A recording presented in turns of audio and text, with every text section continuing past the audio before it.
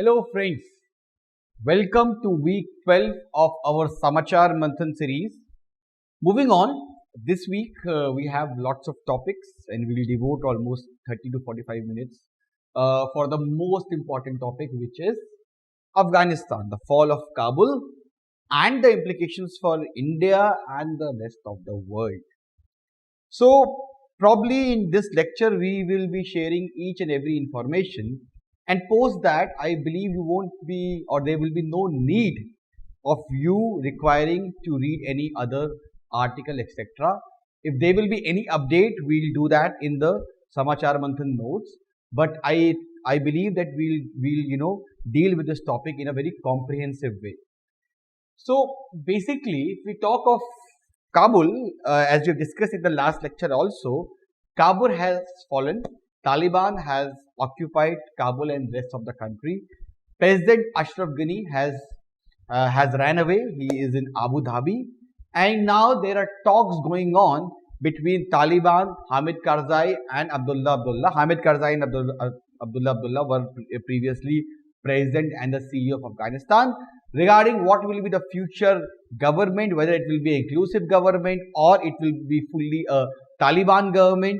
So there are talks going on. Meanwhile, US and India have been evacuating their citizens, their embassy people, and also certain journalists. So in order to understand the whole scenario, I think we have discussed that in one of the earlier lectures also. But let me do it again in a more comprehensive way, because at that time we were not sure whether Afghanistan Taliban will win or not. But now we know that it has won. So right now this is the map of Afghanistan, and we need to understand the demography of Afghanistan to understand the current crisis. In order to understand the current crisis, we need to understand the demography of Afghanistan. So Afghanistan is divided into North Afghanistan and South Afghanistan. This red zone is the area occupied by Taliban. This only yellow spot is the Panjshir Valley, which was the strong point or strong region of Northern Alliance. What is Northern Alliance? We'll discuss that in the later part of the lecture. So basically, Afghanistan, North Afghanistan mostly has Tajik, they have Uzbeks, and they have Hazara, along with certain Turkmen, very few Kyrgyz. So basically, North Afghanistan is not the area which is strong, which is a strong point of Taliban, because Taliban is mostly a Pashtun organization. 99% of its rank are filled by Pashtun people. Pashtun people are mostly in South Afghanistan, and Kandahar is the most strongest area of Taliban. Right? So basically, this time what happened was 96 में क्या हुआ था कि many parts of North Afghanistan were outside the control of Afghanistan. But this time it was not like that, because almost every part of Afghanistan is captured by Taliban. Now, among these Tajiks, among these Uzbeks, among these Hazaras, among these Turkmen, among these Kyrgyz, you have these warlords in Afghanistan. Warlords are basically these militias, right? They have an army, they have their personal army of 5,000, 10,000, 50,000 people, and usually Afghanistan, they enjoy a lot of these autonomy in their own strong region. For example, in Panjshir Valley, Ahmad Shah Massoud was there. In the Mazar-e-Sharif region, Abdul Rashid Rustam was there. So that is how it goes in Afghanistan. Ab dekho, basically we need to understand the whole background behind this rise of Taliban. So Taliban was ruled by, or there was communist uprising in Taliban in late 1970s, and the communist regime in Afghanistan was backed by the Soviets, Brezhnev and later on Gorbachev. This is, you have Brezhnev of Soviet Union, who was the General Secretary, and you have the Afghanistan president Babrak Karmal, who ruled for almost 8 years. Now, what happened was that 79 was also the era when Cold War was going on. So, US thought that we need to support the opposition. Now, who was there in the opposition? In the opposition, there were the Mujahideens. There were the Mujahideens who were in the opposition. What do we mean by the term Mujahideen? Mujahideen means holy warrior who is fighting for the religion, fighting to save the religion, and who is conducting jihad against the oppressors. So these Mujahideens, they did not belong to any one ethnic group. For example, it consists of various ethnic groups. For example, the Pashtun group was led by Haqqani and Gulbuddin Hekmatyar. This is Gulbuddin Hekmatyar. The Tajik group was led by Ahmad Shah Massoud, whose son is now the leader of the resistance movement which is going on in Afghanistan along with Amrullah Saleh. Ahmad Shah Massoud, a very, very pious man, a very, very moderate man. India supported Ahmad Shah Massoud during 1990s when Taliban had occupied Kabul, and majority of the Indian people, Indian generals, they talk very highly about Ahmad Shah Massoud. He was firmly in favor of women's right. He was firmly in favor of a moderate form of Islam. He believed in unity among all the tribes. So he was a very forward-looking man. And the Uzbek group was led by this guy, Abdul Rashid Dostum, who just recently fled to Uzbekistan. Abdul Rashid Dostum was also a secular person. He believed when Taliban came to power in Afghanistan, he said, I will never support a regime which bans whiskey and dance, because he was he used to drink his scotch every day. He was a modern man, and even when Afghanistan or when Taliban was ruling over the whole of Afghanistan, Mazar-e-Sharif was ruled by him. And in Mazar-e-Sharif, the only place in Afghanistan where the universities were open for the women, it was the only city in Afghanistan during the Taliban rule where there was no requirement for hijab for the women. It was mostly secular modern society that he promoted. Now, Abdul Rashid Dostum supported the communist government till 1992. 1992, he actually betrayed the communist government and he joined the Mujahideen hand. So, he is technically known for shifting his loyalty. He is the leader of Uzbeks and his area of influence is Mazar-e-Sharif. ठीक है, तो अब तालिबान कहाँ से आया? तो 79 में when Soviet Union was fighting a war, US started arming, US along with Saudi Arabia, along with ISI, the famous General Hamid Gul. They started funding, they started supporting the Mujahideens, and with the arms that they got from US, Pakistan and Saudi Arabia, they started this resistance movement against the Soviet-backed communist regime in Afghanistan. Now, Taliban did not fought against the Soviets. We need to understand this. So, what happened was that in return, the communist government also went after these Mujahideens. And many of these Mujahideens crossed the border, crossed the Durand line, and they developed their base, or they created their base at the border of Pakistan and Afghanistan. And many of them lived, or many of them were orphans. Many of them studied in these madrasas, and these madrasas were funded by Saudi Arabia. So they promoted this very extreme form of Wahhabi Islam, and what they did over these 6, 7, 8 years was just to study, just to read the Quran and just to read the extreme form of Islam.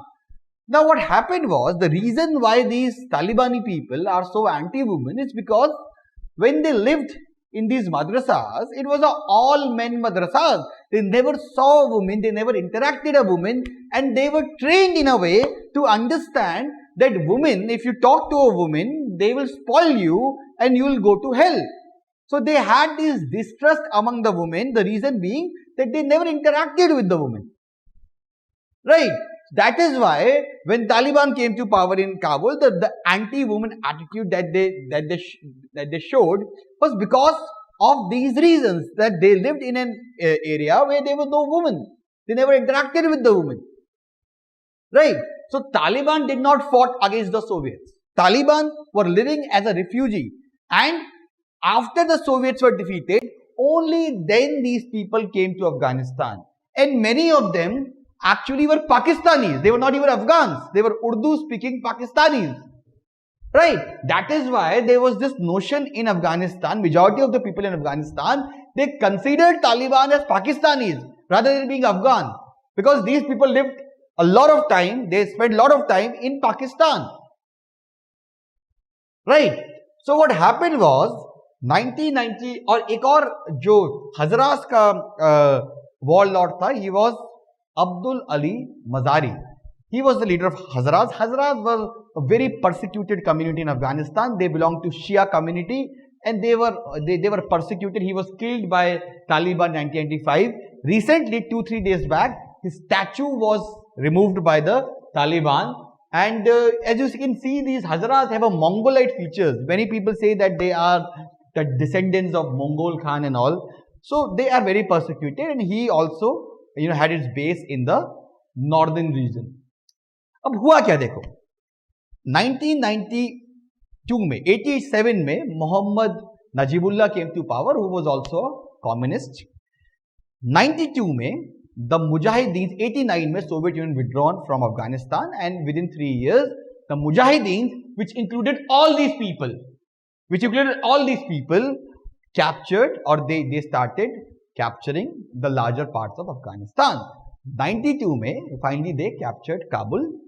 And 92 में Burhanuddin Rabbani, who was also a Tajik, he became the president of Afghanistan, and his defense minister was Ahmad Shah Massoud, and his prime minister was Gulbuddin Hekmatyar. But Gulbuddin Hekmatyar did not want any compromise. He believed that his group, because among the Mujahideen there were these different factions, there were these different parties.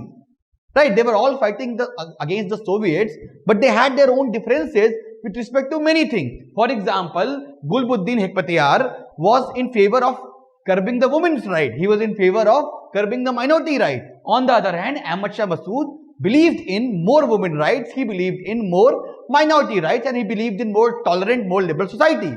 So, Gulbuddin Hekmatyar, then he after serving as a prime minister for 1 year, he said, I don't want to, share power with anyone. I want my own power.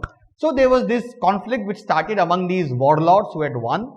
94 में तालिबान का पहली बार लोगों ने नाम सुना when these people came back from Pakistan. And 94 तक Gulbuddin Hekmatyar was funded by ISI and Saudi Arabia. 94 में they realized that Gulbuddin Hekmatyar did not have that in himself, and probably they need to shift their support to some other warlord. So 94 में Saudi Arabia and ISI started funding the Taliban. Within 2 years, 96 में Taliban came to power in Afghanistan. Burhanuddin Rabbani government fell. They went to exile, and their government was recognized by many countries, but the Taliban's government was only recognized by 3 countries: Pakistan, Saudi Arabia, and UAE. When they came in 1996, Gulbuddin Hekmatyar also, he went to Iran in an exile, and Taliban started its era of, or its reign of terror, which continued till 2001. So basically, if we talk of Taliban का जो Afghanistan का president था when Taliban came to power, or the supreme leader, was Mullah Omar. And basically what happened was the Taliban rule was known to be the most oppressive rule we have ever seen since the World War II. Because what Taliban did? Taliban banned television, Taliban banned music, Taliban, closed all these news channels. Taliban restricted women from working. Taliban closed all the schools for the girls. Taliban forced everyone to have a beard, every man to have a beard, and even if the finger of a girl was if it was shown in the public, then that was cut. So they started the stone pelting. They started the stone pelting for adultery. So they started a very oppressive regime in Afghanistan. Moving forward to 2001, what happened was that 2001 May, Twin Towers were attacked in USA. 3,000 Americans died, and then US said that because Osama bin Laden, who also emerged out of these Mujahideens, Osama bin Laden was in Afghanistan.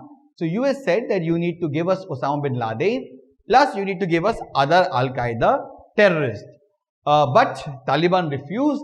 So US launched this Operation Enduring Freedom, and within 2-3 months, Taliban regime was replaced, and it was replaced by Hamid Karzai, who ruled till 2014, and then he was followed by Ashraf Ghani. Now, if we talk of Taliban structure, the current Taliban structure, so you have Akhundzada, who is the supreme leader of Taliban. Then you have the political deputy. This man could be the next president of Afghanistan because he is accepted by the world community. Mullah Baradar was in jail till 2018, but he was freed, and right now he is in Doha. He is considered to be a moderate among the Talibani people. So if we talk of the reasons why did Taliban won, why did Taliban defeated, or how can Taliban defeat the most mightiest army in the world, which is US? Many people are saying it's the Saigon moment for the US. They spent billions, trillions of dollars for 20 years, and they still got defeated by these medieval militia forces. So why did Taliban won? Let us understand that first. One reason why Taliban won was that there was the new regime of Karzai and Ashraf Ghani. It was very corrupt. The corruption was there at almost all levels. What American did was, the American replaced the Taliban or the Sharia judiciary with these modern courts, but it was very difficult for an Afghani to understand the court, and court became very expensive. Plus there was corruption at all levels. So this resulted in many people not supporting the current regime and many people having the soft corner for Taliban people. Second and very important thing, there was an intelligence failure. The US said that 90 days में Kabul तक पहुंचेंगे, but it just took them 6-7 days to reach Kabul. So it was a big intelligence failure. The US could not predict that Taliban has become so powerful. They could not predict the inefficiencies of the Afghan National Army. Also, the US ने बहुत पैसा खर्च किया Afghanistan में. They created an army of 3 lakh people. They gave them all these sophisticated weapons, but they could not train the Afghani National Army. Why? Because many of these experienced people, they left Afghanistan by 2004. What was left was कि जो US के military के लोग थे, बड़े young लोग थे, and they did not know how to train these Afghani people, and therefore many times वो क्या करते थे? They used to make them watch these American TV series to understand how a professional army works. So that was the level of their training. They made them watch these American TV series, right? The most important reason why Afghan army was defeated, why Taliban won, was the nature of Afghan National Army. We need to understand the nature of Afghan National Army. Afghan National Army जो थी ना, it was actually, it consisted of many different ethnic groups. There were Pashtuns in the army, there were Tajiks in the army, there were Uzbeks in the army, there were Kyrgyz in the army, there were Hazaras in the army. Right? Taliban, on the other hand, was completely a Pashtun organization, motivated by jihad, motivated by this ideology that we are liberating our country. Afghan National Army, on the other hand, did not never had this unity, because the tribal or ethnic fault lines in Afghanistan, it runs very deep. So it's very difficult for an army to get united where the ethnic fault lines are so deep, right? And many times these Pashtun Afghan National Army, they were the people who actually surrendered without fighting, because somehow the Taliban convinced them that you are our brothers, you are from the same tribe. Why are you supporting these Americans? So that is why many of these and plus Afghan National Army was dominated by Tajiks. So that was not liked by many Pashtuns. And when they saw that Taliban is in position of capturing Kabul, they just surrendered. Right? Plus, the Afghan National Army was neither fed, they were neither paid on time. So what many Afghan National Army did was that they actually smuggled the arms to the Taliban. They gave the arms to Taliban in return for a lot of money. Many of them even joined, they secretly started supporting Taliban. So in reality, Afghan army was more than 3 lakh and the Taliban was just 70,000. But reality was different on the ground. Almost half of the ANA was not fighting actually. They were supporting Taliban covertly. Right? Plus, basically, USA created this air support for the Air Force for the Afghan army. But when US started withdrawing, then Afghan people were not trained to actually run that air force. And therefore, many times, these Afghan National Army, they could not get the support from the air force. जब तक air force use हो रही थी तब तक तालिबान का advance बहुत मुश्किल था. But after they stopped using air force, it became easier for the Taliban to actually expand.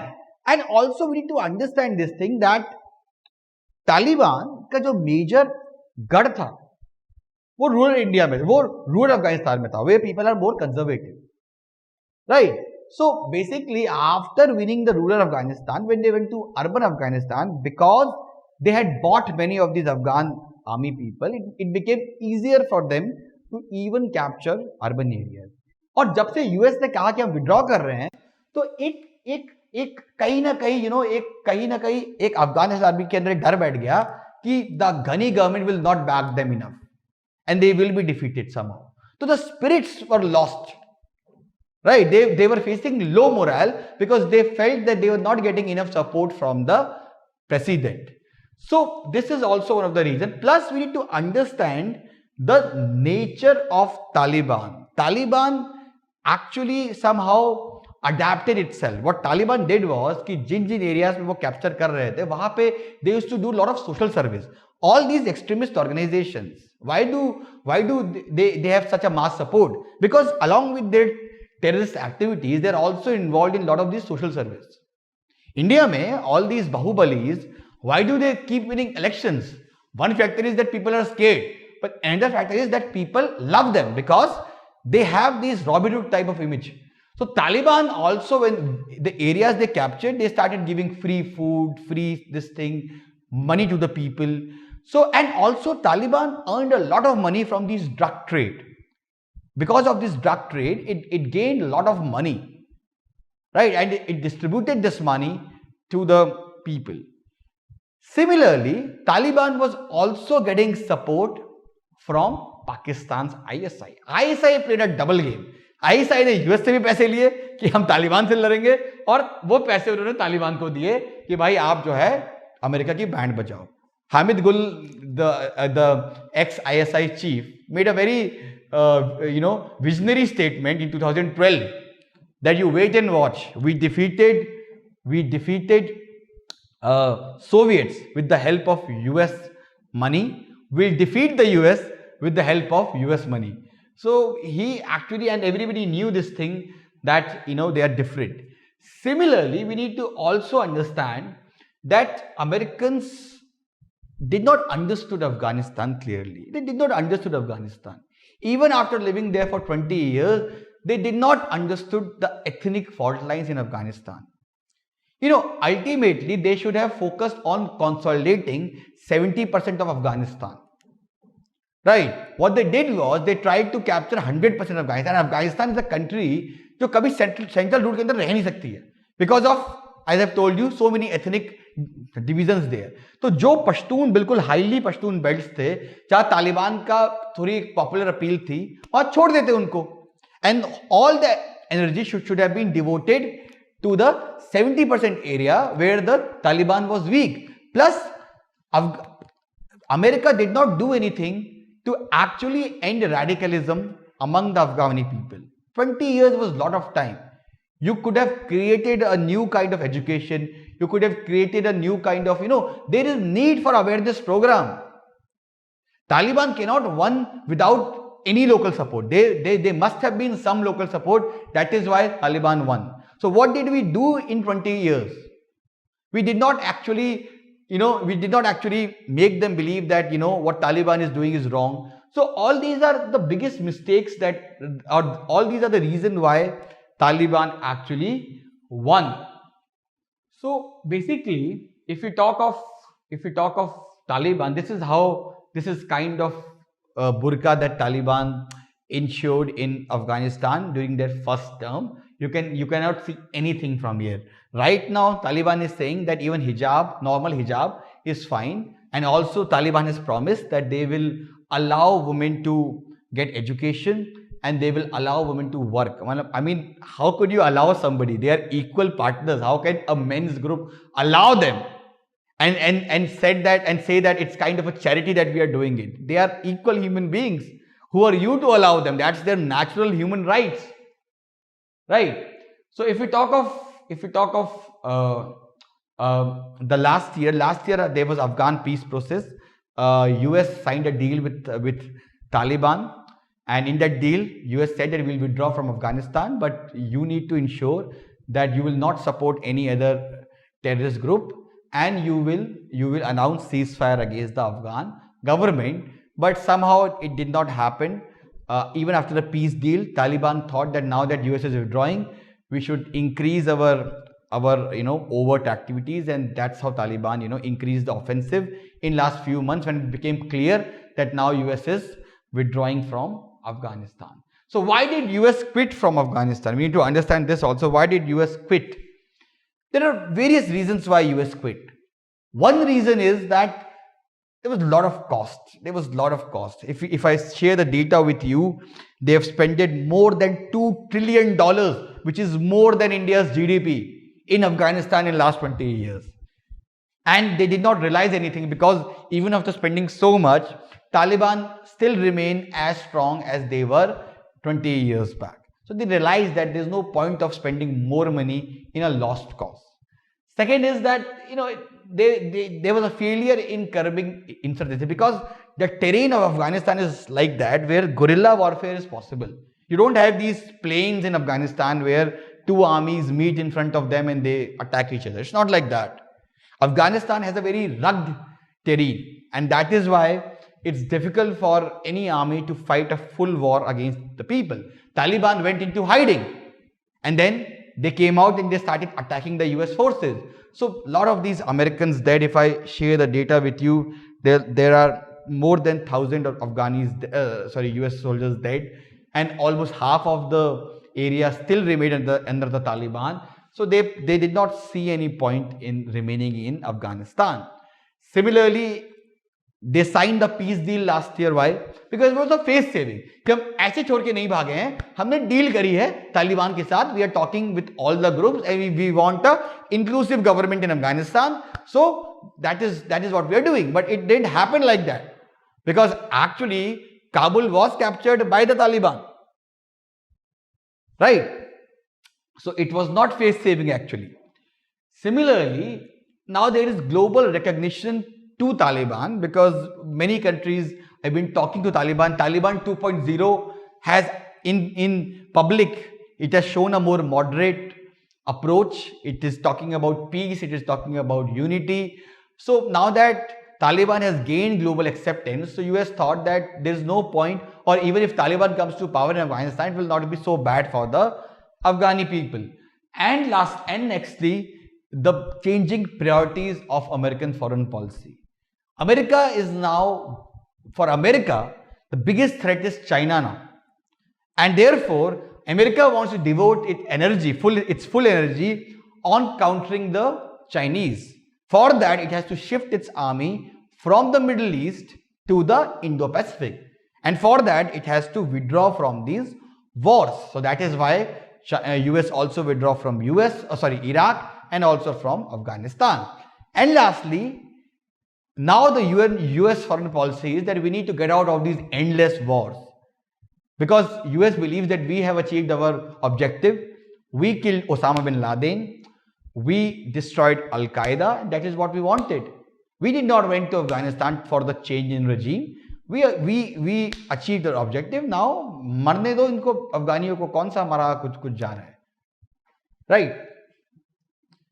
Now, what are the key investments done by India in Afghanistan? We have discussed that in the earlier lectures also. That if we talk of Afghanistan, we have a bilateral trade of $1.3 billion. Out of that, 900 million is what India export, and 400 million is what we import, usually dry food and all. Basically, if we talk of what we have done in Afghanistan, we have done a lot of things in Afghanistan. People view Indians in a very positive way, and other countries were only interested in exploiting the minerals of Afghanistan. We actually created infrastructure in Afghanistan, and even Taliban recognized that. Taliban said that they appreciate what India has done in Afghanistan. We built dams, we built this Salma Dam, we built this Zaran's Dilaram highway. The idea behind this was that we'll get access to Chabahar port in Iran. Chabahar se we'll reach Afghanistan through this highway, and Afghanistan se we will enter the whole Central Asia. We also built their parliament building.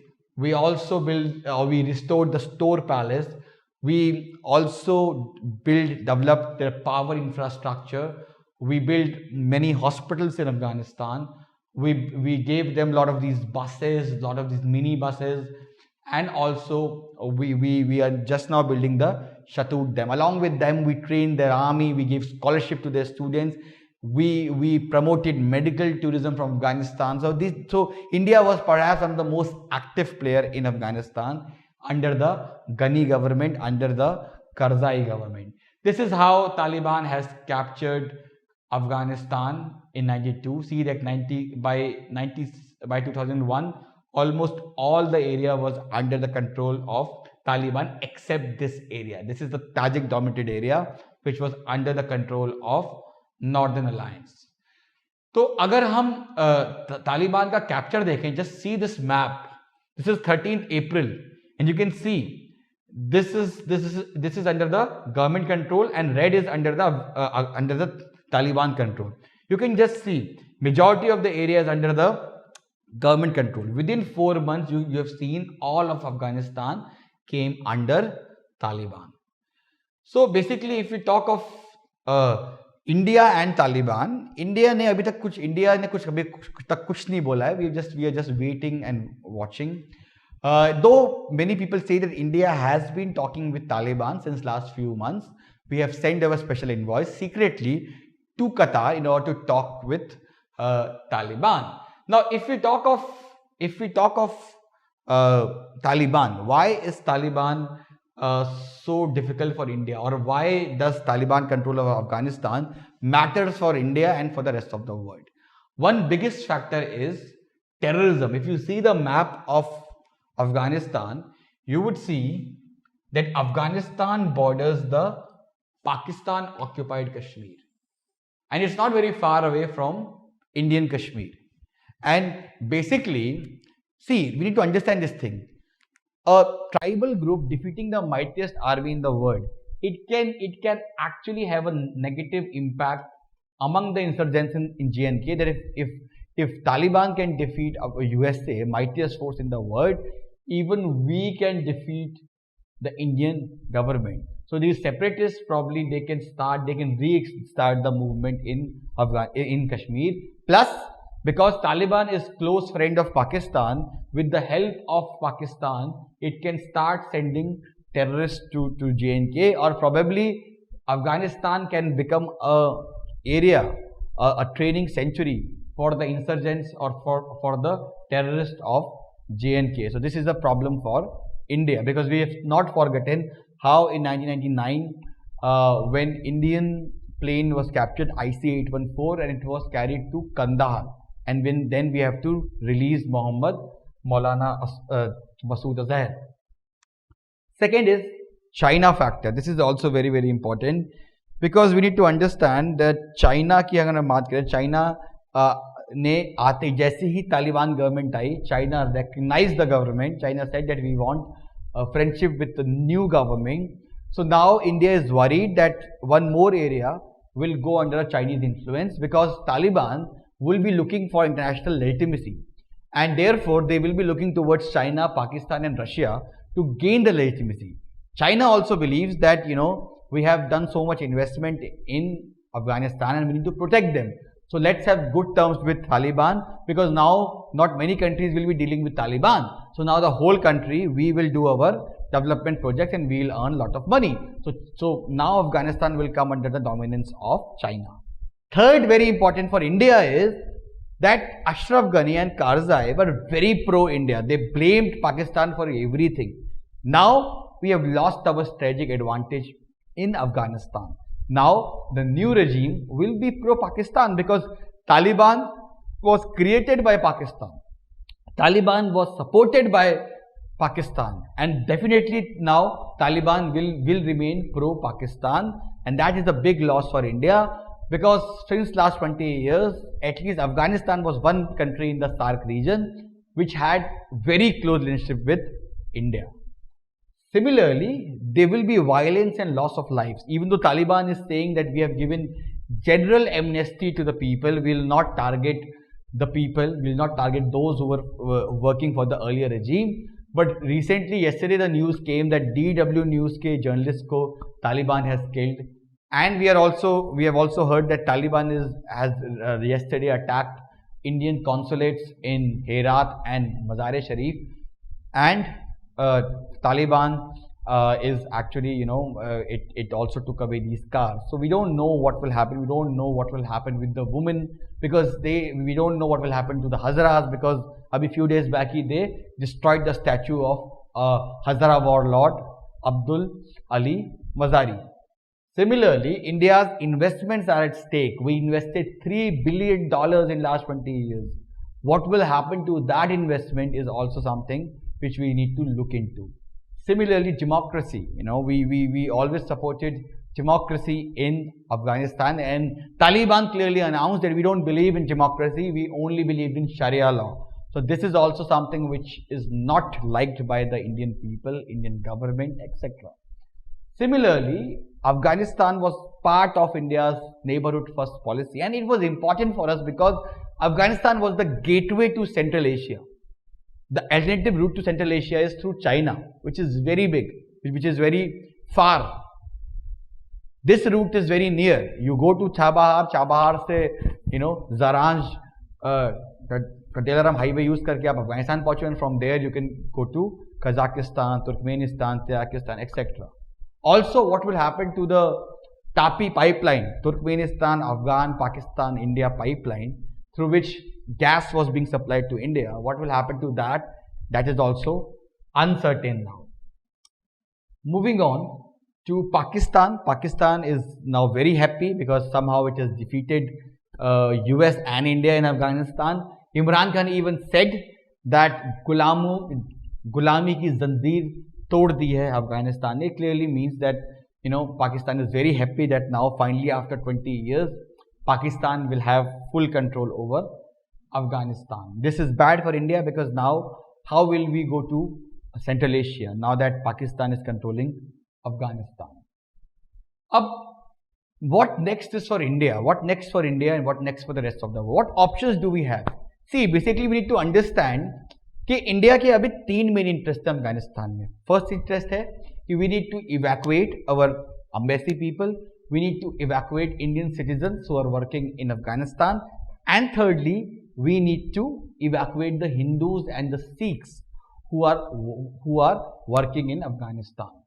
So basically evacuation of embassy people and citizens, they have been taking place. Our Air Force plane is there. Second is with respect to India's investment in Afghanistan. We have done so much investment, so we need to protect the investment. And third is with respect to terrorism. We need to ensure that the territory of Afghanistan is not used for any anti-India activity. So in order to realize these objectives, we need to do certain things. One, we need to start talking to Taliban people. Everybody is talking to them. Britain is talking to them, Germany is talking to them, so we have to talk to them. We should start talking to them. We should actually nudge them that, you can become superpower, you can become very rich country if you follow more moderate form of Islam, if you end all these extremist practices. So we can actually nudge them. Along with talking with Taliban, we also need to support the resistance movement, which include Amrullah Saleh, who was the vice president of Afghanistan. He is a Tajik. Also, we need to support the son of Ahmad Shah Massoud, who has been fighting. Ahmad Shah Massoud, by the way, died in 2001. He was assassinated by the Taliban people. So his son is now fighting. They both are in Panjshir Valley. Along with that, we need to support Abdul Rashid Dostam's Uzbek militia, because these are all fighting as a resistance movement. We need to support them, because ultimately India's objectives will only be realized when alternative government will come to power. Because Taliban, हम इतना कर सकते हैं कि हम तालिबान हमारे लिए कुछ खराब ना करें, but तालिबान हमारे लिए कुछ अच्छा नहीं करेगा, because Taliban is completely supported and backed by Pakistan. If Taliban extends the hands of friendship towards India, it will be vetoed by Pakistan, right? So ये एक काफी important चीज है. Similarly, we need to coordinate with like-minded partners, for example, Iran, for example, Russia, because Iran also does not want Taliban, because Iran is a Shia country and Taliban is a strongly Pashtun Sunni organization. So we need to support that, like we were doing in 1990s. 1990s, we were supporting the Northern Alliance, which was the group of the Tajiks. So we need to continue the support. We need to talk with Russia also with that. Also, we need to give refuge to pro-India sections in Afghanistan, at least at their leadership level. Because ultimately, this is our duty as a responsible nation. Similarly, we need to talk to the international organizations, UN, etc. And UN and other bodies should force Afghanistan. If you want any foreign aid, you will have to completely shut off your extremist activities. So the aid should be only given on conditional situation. Because the Taliban has also evolved over the years. It actually understands this thing that if it wants to rule over Afghanistan for long term, it needs international legitimacy. And it can only gain international legitimacy when it acts more moderately. So we need to force them that your support, your international legitimacy will only depend on how moderately you behave. ठीक है ना? तो ये है, and this is all we need to do. Subscribe to our YouTube channel and press the bell icon on the YouTube app and never miss another update from Civil's Daily.